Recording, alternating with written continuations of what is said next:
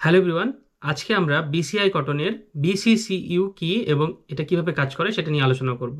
বিসিসিইউ means better cotton claim unit. So এটা কিভাবে কাজ করে, এটা ম্যাচ ব্যালেন্সিং সিস্টেমে কাজ করে। অর্থাৎ যখন একজন ফার্মার বেটার কটন একজন ট্রেডারের কাছে বিক্রি করে, তখন যত কেজি পরিমাণ ফাইবার ট্রেডার বিসিসিইউ অর্থাৎ বেটার কটন ফার্মারের কাছ থেকে কিনে, ঠিক সেই পরিমাণ বিসিসিইউ সে তার যে পোর্টাল আছে, বিসিসিইউ যে পোর্টাল আছে সেখানে সে সেই পরিমাণ বিসিসিইউ পায়।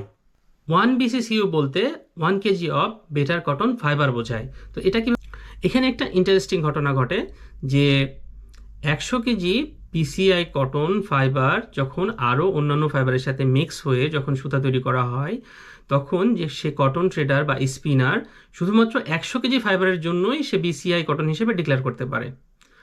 অর্থাৎ আপনারা দেখতে পাচ্ছেন যে রেগুলার কটন এবং বিসিআই কটন মিক্স হয়ে 100 অনেকগুলো সুতা তৈরি করলো, বাট সে স্পিনার শুধুমাত্র 100 কেজি সুতাকেই সে বিসিআই কটন হিসেবে ডিক্লেয়ার করতে পারবে।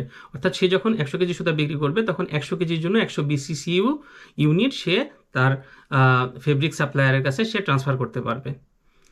সো এখানে যে একটা জিনিস খুবই ইম্পর্টেন্ট, সেটা হচ্ছে যে যখন বিসিআই কটন হিসেবে আমরা ডিক্লেয়ার করব, এটা আসলে কটনের কোয়ালিটি ডিক্লেয়ার করে না।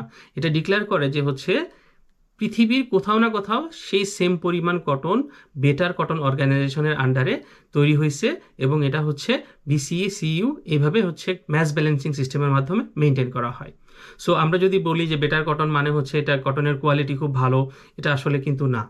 এটা এটা এনশিওর করে যে কটন ফাইবার বিসিসিইউ অর্গানাইজেশনের আন্ডারে কিছু সার্টেন ক্রাইটেরিয়া মেনটেন করে পৃথিবীর কোথাও না কোথাও সেম পরিমাণ কটন ফাইবার উৎপাদন করা হয়েছে।